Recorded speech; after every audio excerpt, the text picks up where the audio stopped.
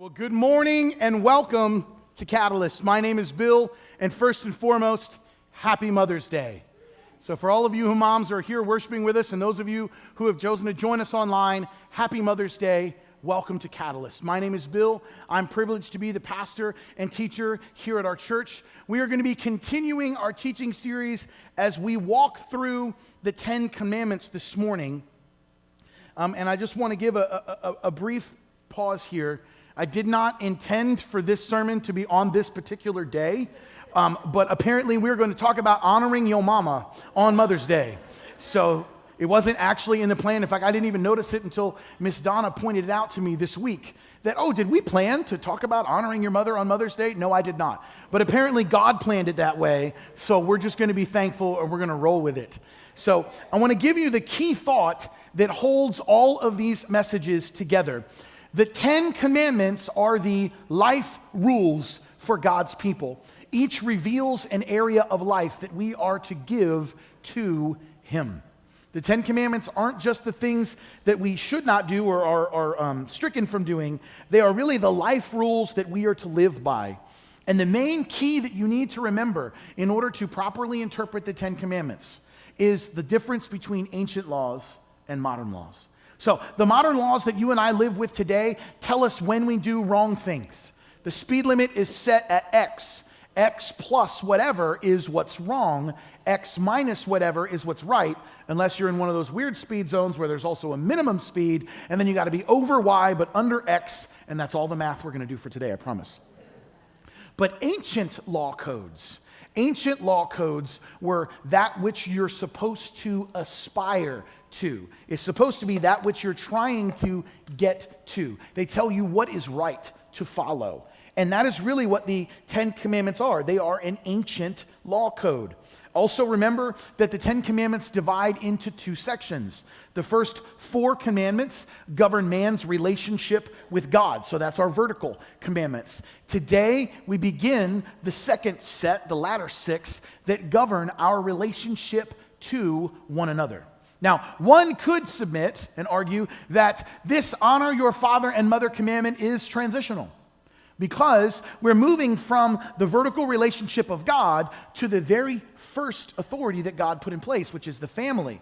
I don't think that's wrong, but I do think that when we're talking about honoring our parents, we are talking about a horizontal relationship. So today we begin this. I don't want to call it the second half, because then someone's going to tell me that 4 doesn't equal 6, and I already promised we were done with math. But it's the second section. And before we can get into this, let's go ahead and look at our text for today. It's just one verse, Exodus chapter 20, verse 12. Now, Exodus is the second book of the Bible, Genesis, Exodus. While you're turning there, let's just review in the larger biblical story, where are we? So the beginning of the Bible, God creates the heavens and the earth. Then we're in Eden. Then bad stuff happens, sin enters the world. Then they leave Eden. Then a couple more bad things happen, and God sends the flood. Then after the flood, humanity gets a restart. God chooses a guy named, starts with an A. Who did he pick?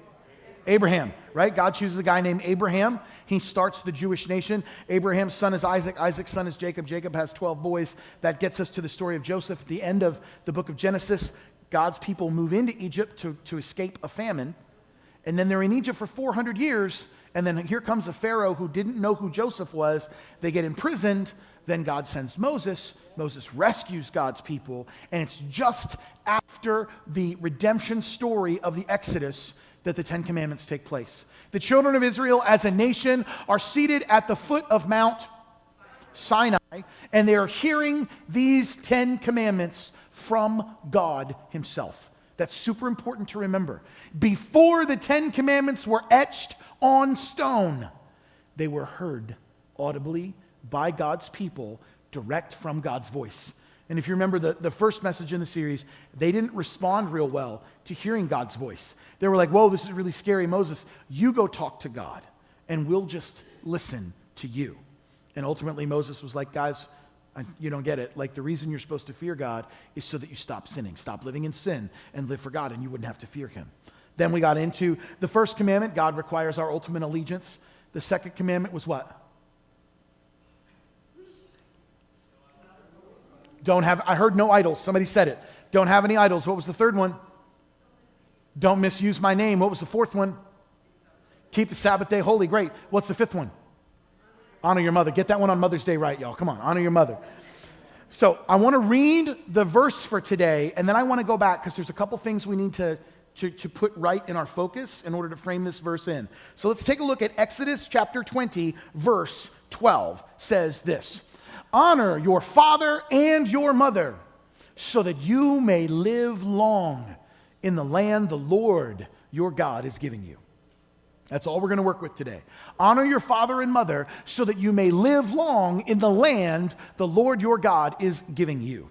Now, before I can really unpack this particular verse, I need to give you a few keys to correct understanding. So the first is the story itself, right? We just reviewed the story. Who is speaking these commandments? God is speaking. Who is God speaking to? That's right. He is speaking to the nation, not a person. That's super important to remember when he uses words like honor your father and your mother. If we were to read this verse by itself, we might be very tempted to think, oh, well, Kellyanne, this is just me, right? He's talking to just me as a single unit, as a single person. But no. If we remember what's taking place here, God is speaking to a nation, not a person. So this is what I need you to understand. This commandment, honor your father and your mother, is to adults. It's not to children.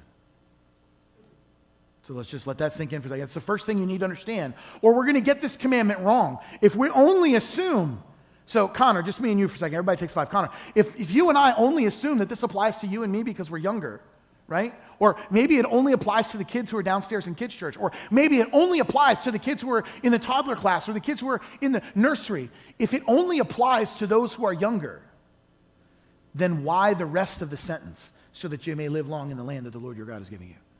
Of course, the kids are going to outlive their parents. That's natural biology.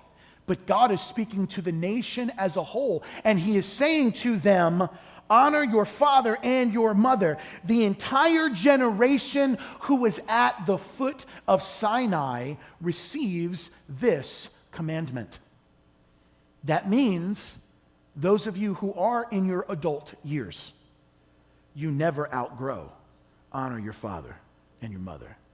Those of you who are parents, never outgrow honor your father and your mother. Those of you who are grandparents, never outgrow honor your father and your mother. This is probably the most important interpretive key, because if we didn't get this right, then Sharita, we might wrongly assume that, well, since this just applies to kids, let's just go ahead and skip it. Let's just go ahead and go on to the next one. Let's get into all the thou shalt nots, because clearly those are still important to adults. No, God is setting a foundational pin in the ground. Because remember what just happened. They all just came out of Egypt. They all just came out of slavery. They all just came out of pagan idolatry. Here God is giving the 10 Commandments. He's giving the new law. This is the way, Jerry, you and I are going to lead our families to live the way that God respects, the way that God loves. After we get the first 4 commandments, which is our right relationship with God, what's the very next thing God says? Yo, remember your mama. And here's why you have to understand that it's not just for kids, it's for everybody. Because when he sets this pin in place, so what did he do first? He said, I'm the Lord your God, right? Give me your ultimate allegiance. That's a pin. That's a foundational pin for culture. Honor God above all others. Now that you're honoring me, don't make any idols to try to represent me. You don't get to choose how to worship me. Use my name correctly. Don't try to use it wrongly. Honor my day correctly. You see how all these things are starting to guide life? Honor your father and mother so that your day may live long is establishing family as the foundation of society. And this is God's plan for his people. Family is the foundation of a godly society, and you can never outgrow your fam. Right? You never outgrow. Those of you who are younger, honor your grandmother and grandfather. Because there's going to come a time where you don't have them anymore. Right? Throughout the course of my life, I have had 6 grandparents. I was waiting for somebody to go, what? Right? Throughout the course of my life, I've had 6 grandparents. I was adopted by my aunt and uncle, and so my mother's parents are the same as my uncle's parents, but my aunt, who married in the family, had another set of parents. So I had my father's parents, I had my biological mother's parents, and then I had my aunt's parents. And now all 6 of those are now gone. They're in heaven. My parents are now the reigning generation in our family, and my parents are now the grandparents because I have children. This is still the foundation of society. And if we were to look forward, if we now understand, okay, God's establishing his law, but if I zoom the telephoto lens back and I look at, well, is there anything else in Scripture that helps me to understand how God establishes family as the foundation of society? Has anybody ever heard of the Shema, right? The Shema is probably the most famous phrase in the Hebrew Scriptures. Just pop quiz. How many people in this room have ever heard John 3:16? Right? For those of you who are watching online, that was like everybody, okay? If we were in a Jewish synagogue and I asked how many people know the Shema, the number of hands that raised would be the same. From Deuteronomy chapter 6. Hear, O Israel, the Lord your God, the Lord is one. And as the Shema unfolds, it reminds them, talk about him when you lie down and when you get up, and with your children, when you're going to the marketplace and when you're coming home. Make talking about God foundational to the family. So as God is speaking to a nation and he is establishing family as the foundation on which he is going to build the rest of his law. Why? Because parents, it's your job to raise your children in the faith, not mine. We got to start out with truth, right? Just think about this. I get roughly, and so I would like to apologize to everybody. I've gone back and looked at the average length of my sermon over the last 90 days, and I am well over the normal national average. So I just want you to know that. I apologize. I'm going to make sure everybody gets to their Mother's Day reservations on time. But I'm in a pastor's group on Facebook, and we often kind of we ask ourselves, what's your average sermon length? And some people are in the 20s, and some people are in the 30s. And when I go and I look at my sermons, I'm regularly over 50 minutes. Sometimes I'm over an hour. So I'm going to try to be succinct today. But I want you to understand that God is putting this commandment to all adults. Second, family is the foundation. And third, we don't live in the same culture that the ancient Near Easterners lived in. So I need you to understand one more interpretive key before we get into this verse, and that is this. In the ancient Near Eastern culture, age is considered to be the crown of splendor. You can find that term in Proverbs chapter 16, verse 31. Age is considered to be a sign of wisdom, worthy of honor, of respect, of submission. If you don't understand that the older you are, the more valuable you are, you will misunderstand this commandment. Because Moses didn't live in 2023. Moses lived in his time. And when he spoke, honor your father and mother so that your days may be long, it was inside of their culture. You never outgrow being honored. Now, in our culture today, I would submit to you that that's not the case. The biggest evidence I can give you is the quote-unquote midlife crisis, right? I don't exactly know when you're supposed to hit the midlife crisis, but apparently it's supposed to be in the middle of life. And during this alleged midlife crisis, you're supposed to look back on your earlier years and go, life must have been better then. I'm not sure that's the case. I didn't marry my wife until the age of 22, so my real life didn't start until then. And I guarantee you, the last 20 years with my wife are better than every single second of the first 22 years without her. You guys can all give that's fine. I also love my parents, my aunt and uncle who are still with us. I love my parents. I honor my parents. I try to call them as frequently as I can. In fact, I called my mama yesterday because I have to work on Mother's Day. So I made sure to call her yesterday so that she could hear Happy Mother's Day before she woke up, because there's no chance I'm going to get to call her until we're done. Then I got to take my wife and my sister-in-law, and we're all going to go out to dinner to honor them as moms. So I'm not going to get home until halfway through Mother's Day's over. In an ancient Near Eastern culture, those of you who are in the grandparent stage of life, you are the honored elders. This is why honor your father and mother never outgrows. Because when you are at my stage of life, when I still have younger age children, I'm not in the baby stage, but I've graduated, dear Lord, help us, into the teenager stage, right?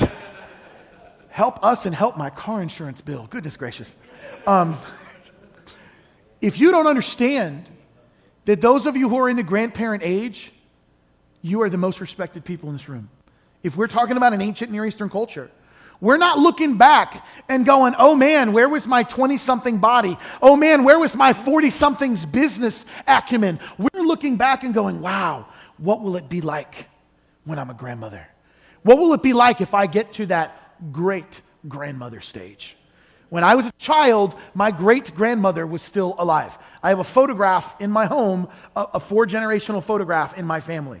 It's my great-grandmother, my grandmother, my mother, and myself. Shortly after that photograph, my great-grandmother went to be with the Lord. But that is the stage of life that is most respected in an ancient Near Eastern culture. And that is why honor your father and mother so that your days may be long in the land the Lord is giving you is so important. Because there was no social security on the way out of Egypt, right? There was no elder care on the way out of Egypt. There was no silver alert. I don't know how many of you get those in Delaware, but in Florida, you get amber alerts and silver alerts all the time because there's lots of highways, right? There was no system to socially care for those as they got older. Why? Because family's the foundation of society.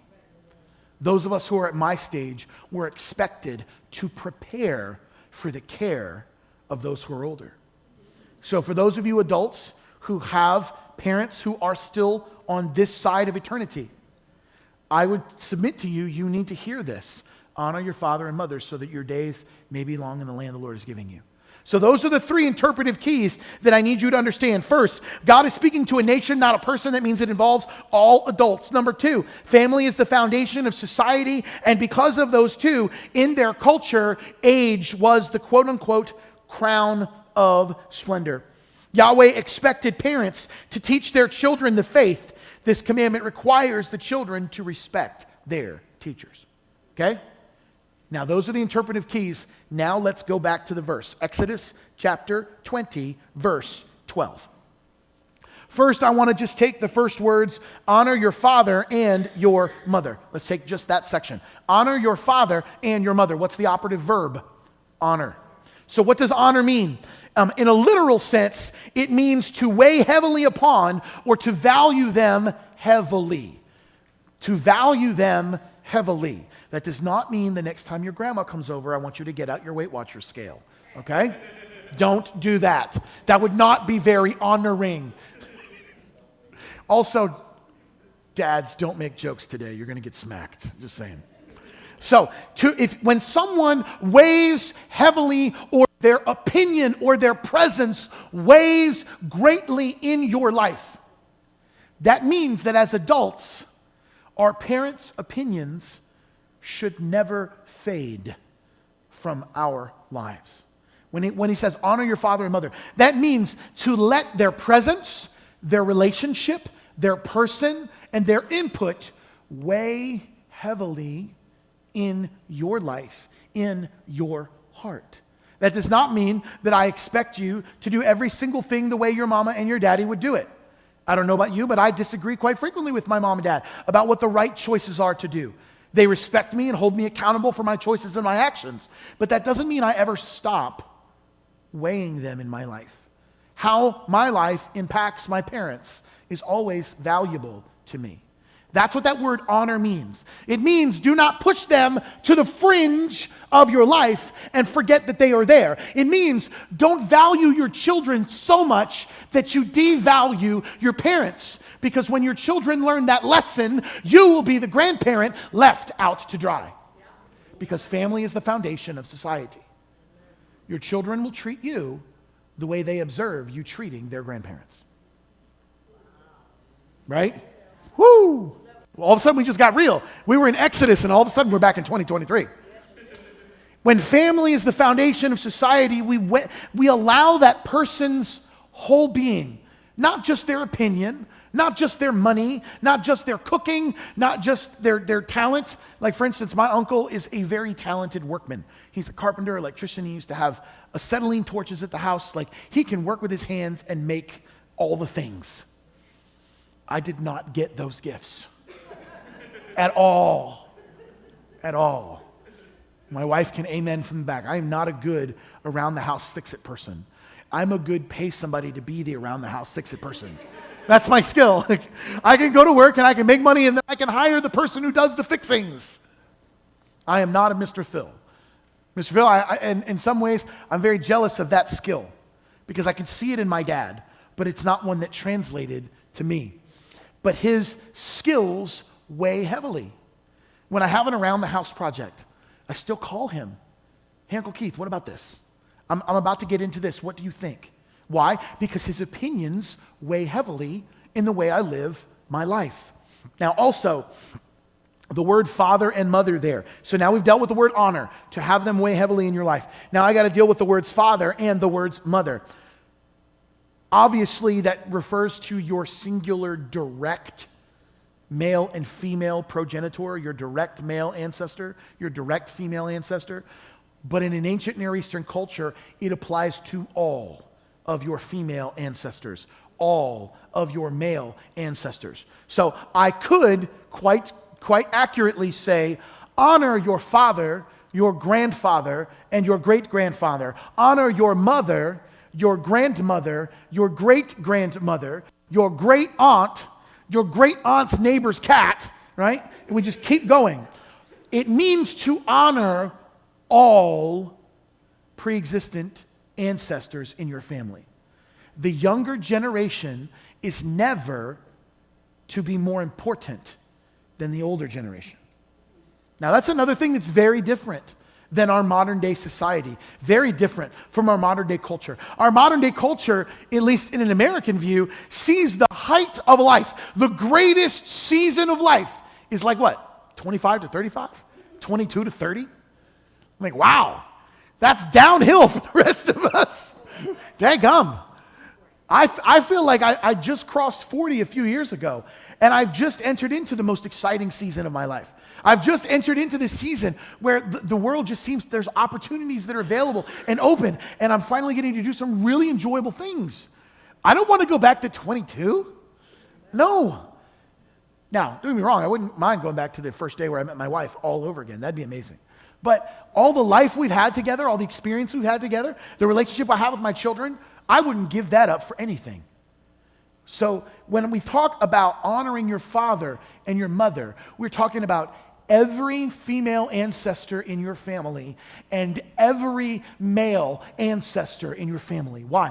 Because God is speaking to a nation, not a person. He's establishing family as his foundation. All of this is necessary to see where God is going here. So let all of your male and female ancestors weigh heavily in your life. Allow them a place of importance in your heart, at your dining room table, in your vacation schedule. Allow them to be important. And then probably the two most important words that are in the middle of the verse. Honor your father and mother so that. So that. Now all of a sudden, we're not just talking about a directive. We're talking about a directive that has a purpose, that accomplishes something. So that. In fact, the New Testament refers to this as the commandment with a promise. It's the commandment that comes with a promise. But I will tell you, most people get the promise wrong. So that's why the interpretive keys are necessary. So now let's look at so that. Obedience to this commandment causes a response, right? Honor your father and mother so that. So that means if I do A, I will receive B. Or in context, if we as the nation of Israel do A, we as the nation of Israel will receive B. What is B? That we may live long in the land. God did not say, honor your father and mother so that your days may be long. Because remember, he's not talking to a person, he's talking to a nation. So this promise does not mean that if you respect your mama and you respect your daddy, you get to live to an old age. But that is what is most commonly interpreted. And that's why the interpretive part was necessary up front. If we know that God is speaking to a nation, why do we apply it only to an individual? See, when you see, so that you may live long, it sounds like, oh, I love my mama, I love my daddy, I get to be old. And if you only interpreted it in an individual sense, then I think that's where it would lead. But then that would be the wrong sense, because that's not what God is doing. God is speaking to an entire nation. He's establishing family at the root of it. So we cannot disconnect so that you may live long from in the land. If I had the time to explain the entire Pentateuch to you, I would tell you that you cannot separate the Exodus from Egypt and the incursion into Canaan. They are two halves of one promise. All the way back in Genesis 12, 13, 14, 15, when God said to Abram, go to leave the land of your father, the Ur of the Chaldeans, and go to the land that I will show you. Then when he finally got there, God said, look to the north, to the south, to the east, to the west. All of this land I am giving to your ancestors.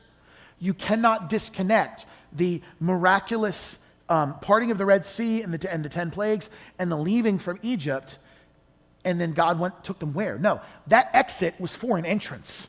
Now, because of their disobedience, they had like a 40-year wilderness wandering problem in the middle, but you don't ever disconnect the exit from the entrance. God was bringing his people out of Egypt to bring them into the land of Canaan. Why? Because all the way 400 years ago, God had promised to the children of Israel, this land will be yours. Hold on to that, because you're going to need it for October when we get to Revelation. You're going to need to know that land promised all the way back in Genesis is one of the major interpretive keys to getting the book of Revelation at the end of the New Testament correct. But here, we're not in Revelation yet. We're still only in Exodus. In the land, which land? The land of Canaan. The land promised to Abram, to his descendants. But it doesn't just stop, live long in the land. It says, in the land what? The Lord. What do all the capital letters mean? Covenant name, Yahweh.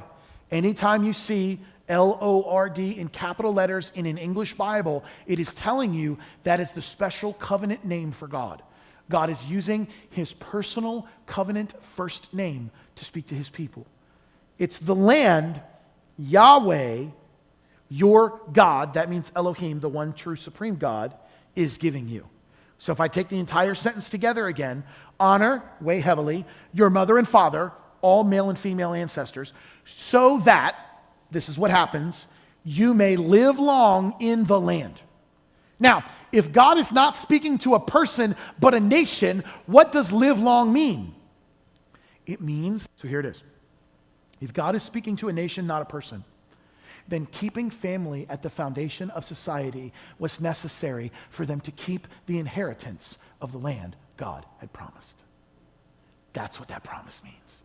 It doesn't just mean so that you as an individual person will get the privilege of living a long life. It means that we as the nation of Israel will have the privilege of a lengthy possession of the land that God has given us. The possession of the land of Canaan came with the term of obedience. And this is one of the specific commandments that they were to do. In fact, if you fast forward all the way to the New Testament, when Jesus is correcting the Pharisees, I want to say it's in Matthew somewhere. I remember the story more than I remember its location. Jesus is talking to the Pharisees. The Pharisees are coming off with their hoity-toity judgment.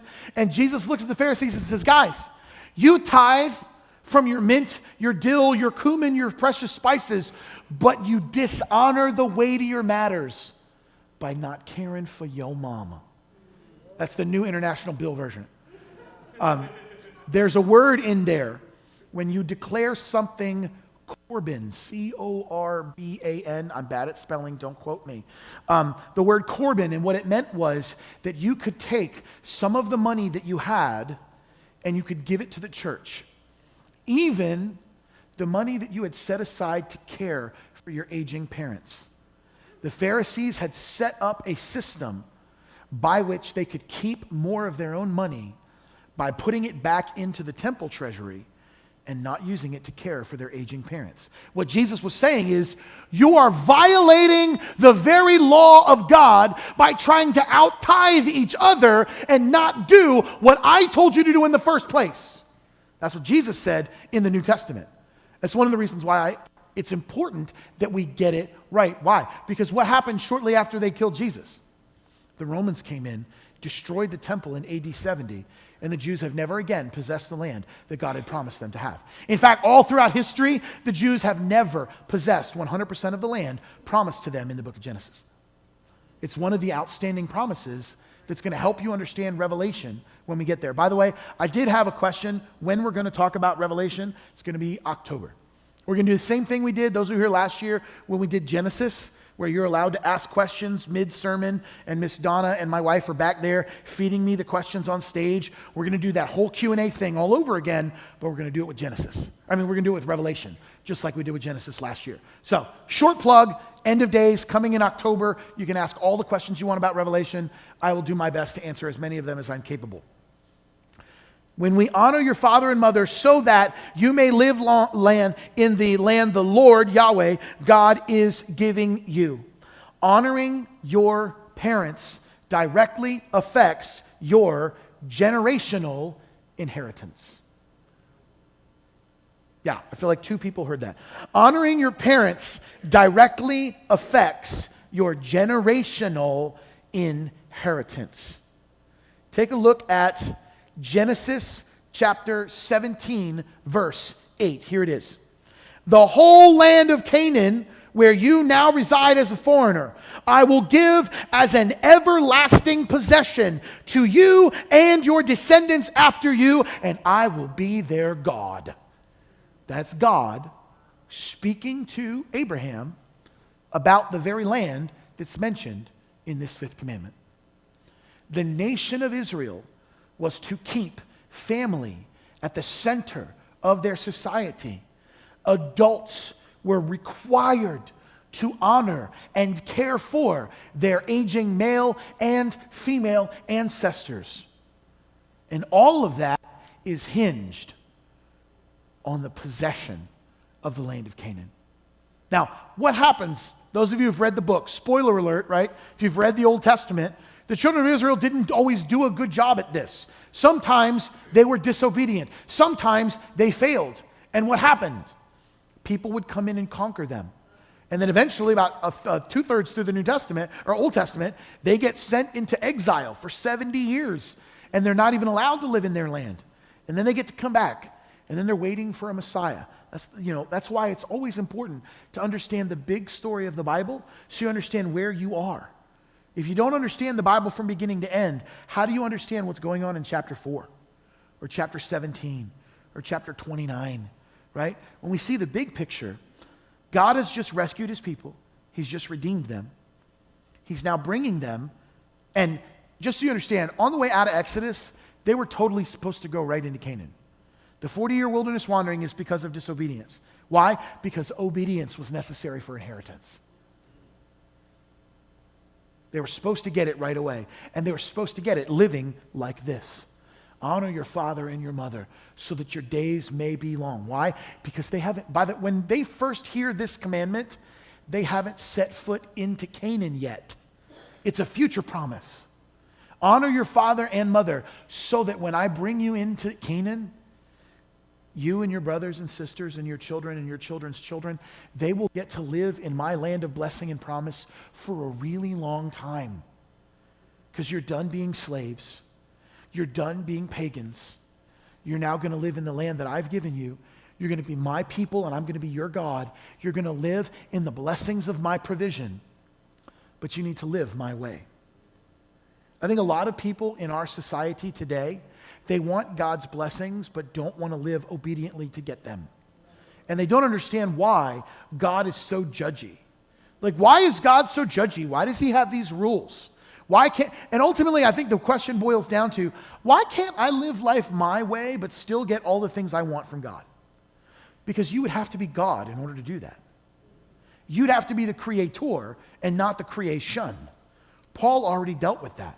The Creator has the ability to make jars for this and jars for that. Some of us are just earth and clay jars. Some of us are purposed for great things, and some of us are purposed for lesser things. But doing our purpose is honoring that which we were created for. We are not the gods of our own life. That's why the first commandment, have no other gods before me, was important. That's why don't make any idols was important. That's why don't try to misuse my name and use my power for your will. Do you see how all of these things are starting to build layer by layer the right way to live for God? The right way to live for God is to honor all of the male and female ancestors in your family. Now, I also don't want to be ignorant of the fact that many times it's within family we experience the greatest hurts. Okay? I don't want you to think that I'm standing up here with some Superman cape on as a pastor that I haven't experienced family hurt. My mother passed when I was 9 years old. My father abandoned me to my aunt and uncle 6 months after that. I moved in with my aunt and uncle, and we fought like cats and dogs for probably the rest of the time until I moved out. Then when I moved out, I was still, let's just be honest. 18-year-old young men don't always make the wisest choices, right? Can we just be honest? Young ladies, I apologize. They get better, I promise. Young men get better. Just hold on, hold fast. And round about 25, our brain starts learning how to make good decisions again, okay? I don't want you to think that you have to let people who have hurt you weigh heavily in the same way that those who have not do. That would be unfair. It would be unfair to expect you to honor and to enter right into a relationship that has caused you wounding in the same way that a relationship that does not. So I'll use my life as an example. The greatest hurt that I have ever experienced is from my father, who's probably going to watch this sermon later today, so it'll be a really interesting phone call later today. Greatest hurt I've ever experienced is from my dad. I still speak to him. We do not have the same kind of relationship that I have with my uncle. I call him much more frequently. But I know that God expects me to always honor my father. I may not agree with the choices that he's made throughout my lifetime. The Bible doesn't require me to do that. I may not have a closeness, and I don't vacation with my biological father the way I do with my uncle. Okay? The Bible didn't say that. The Bible's instruction here was honor. I honor my father. I pray for my father. We check in from time to time. Ultimately, my dad and I are way better via text than we are via phone. If he calls me, it's because he's sick, I'm sick, or my sister in Honolulu's sick. That's fine. It took me a lot of years to get over the anger, to get over the pain, to get over the rejection. Those are all real things. I'm not going to sit up here and give you this commandment and pretend like everybody lives in the perfect Brady Bunch family, that family hurt is not a real thing. No, family hurt is a real thing. And I need you to know one very important fact about that. There is not a single hurt that you have experienced from your family that God did not experience by your side.